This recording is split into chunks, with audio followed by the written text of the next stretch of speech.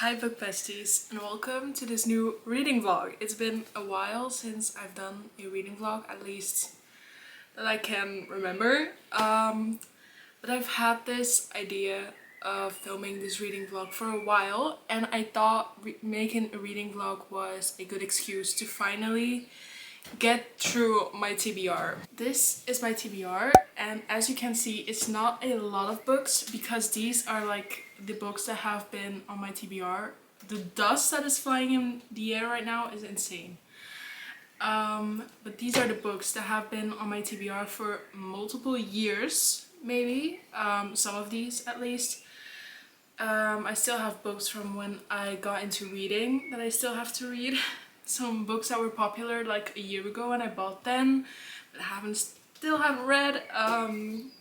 Yeah, and I just want to go through them and read them all because I have a whole stack of new books on my nightstand ready for me to read, but I don't want to neglect these and just don't read these, you know? So I thought maybe let's start filming a reading vlog and maybe make it into a series until I filmed a reading vlog of reading every book on here.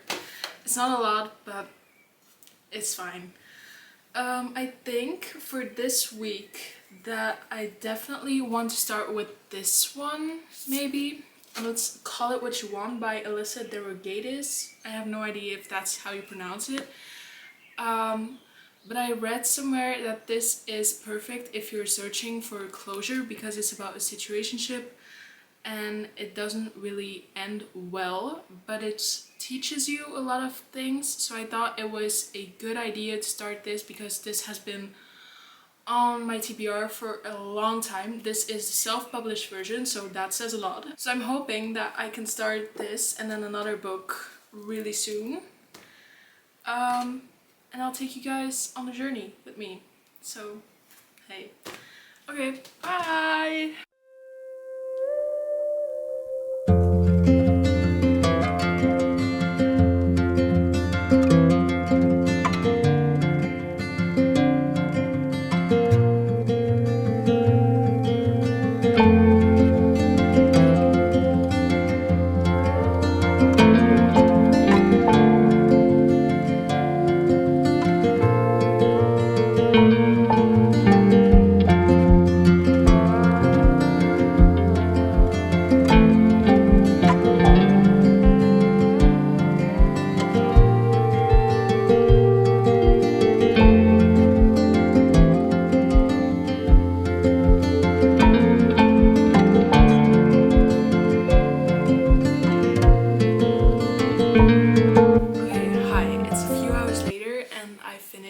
The book Call It What You Want, and I have a few things to say.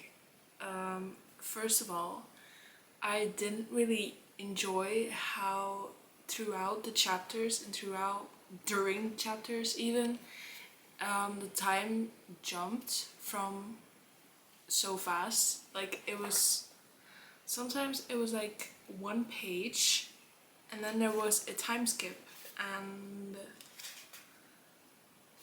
well, it felt like it.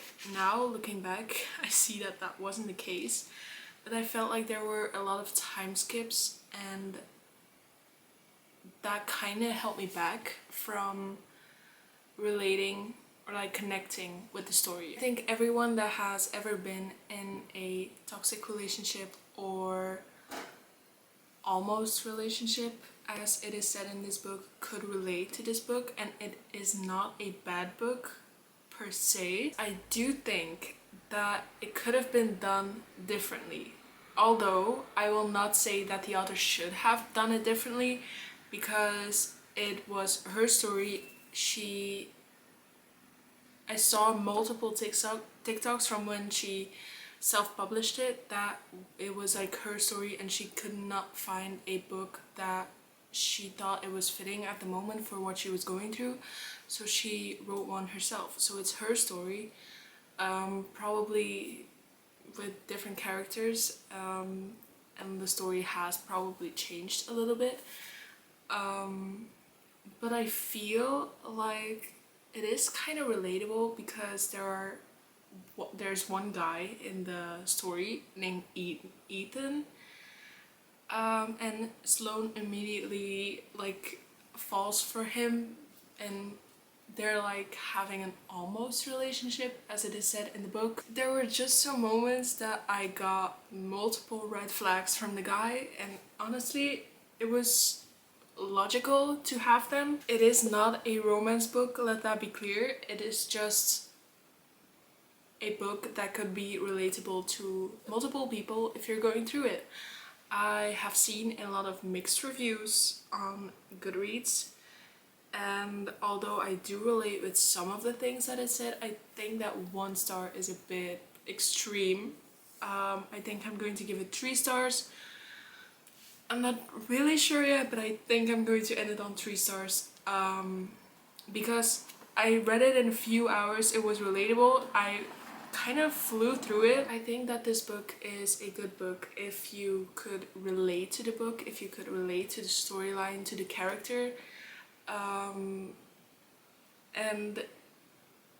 I saw some things that I don't really agree on the reviews, but I also saw things that I did agree with. It wasn't a bad book, don't get me wrong. I enjoyed it to read something different for once, and I enjoyed the story. Yeah, 3 stars. I had a fun few hours reading it, but yeah, I don't know what I was expecting, and I'm not really disappointed either. I don't know. But yeah, next book is going to be tomorrow, but I still have to think about which book I'm going to be in the mood for. So let's do that tomorrow, and I'll see you guys then.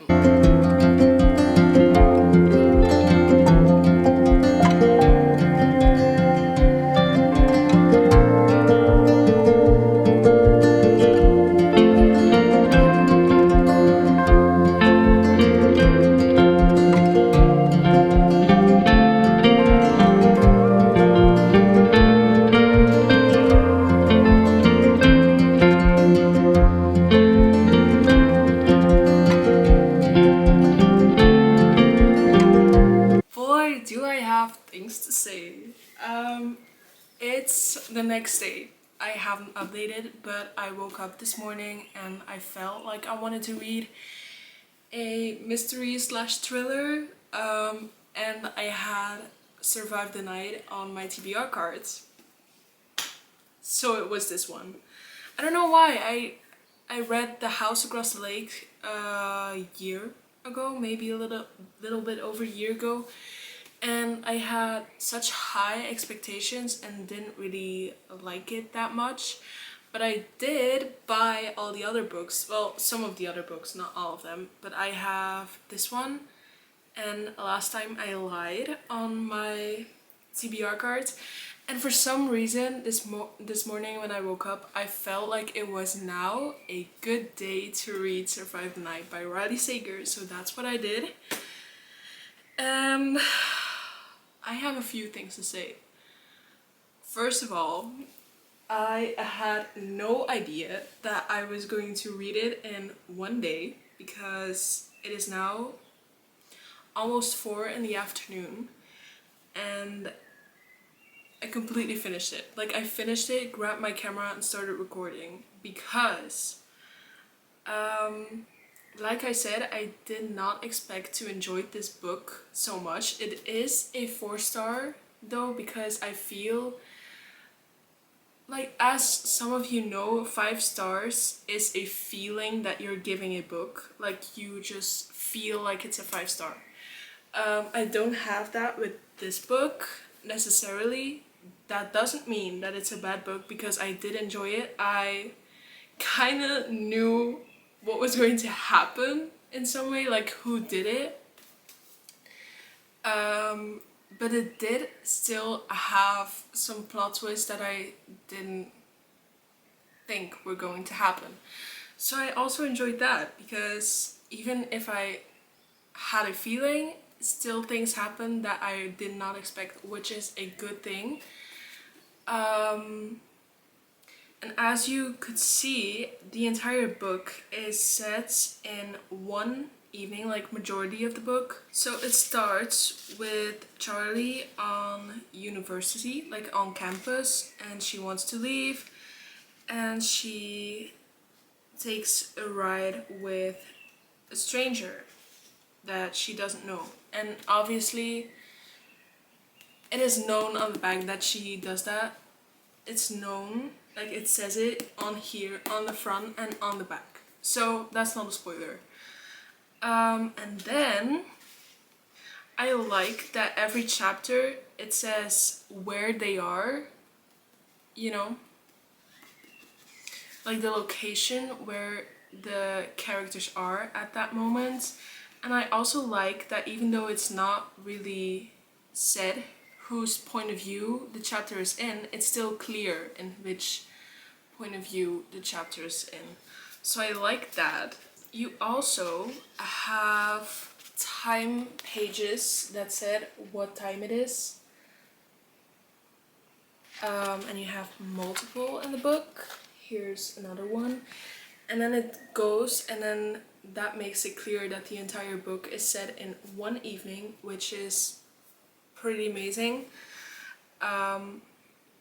Also, now that I think of it, it could have been clear because it's literally called Survive the Night. So, you know. But I did really enjoy it. I don't have a lot to say, except for the fact that it exceeded my expectations. So I like that. And it's going to be a 4-star. It's a good book. I like it. And now I have to figure out a place where to put it on my shelves because my mystery / fantasy shelf is full. But that's a problem for later me. Anyways, I hope you enjoyed this video, and if you do, please consider subscribing. It's completely free, it would help my channel so much. Don't forget to like, comment if you have read any of these books. This one, or Call It What You Want, which is already on my shelf back there. And I'll see you guys next week. Bye.